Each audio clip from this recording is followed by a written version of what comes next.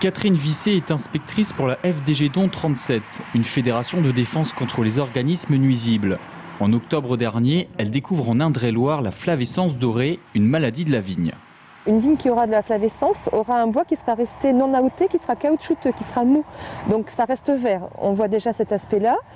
Ensuite, les feuilles prennent une couleur jaune pour les cépages blancs, rouge pour les cépages rouges. La flavescence dorée se transmet par un insecte, la cicadelle.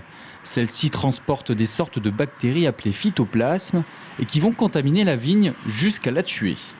J'ai trouvé un cépage porteur de la flavescence. Par contre, je ne peux pas vous dire, le foyer est là. Là, pour l'instant, on vient juste de constater qu'il y a un cep atteint.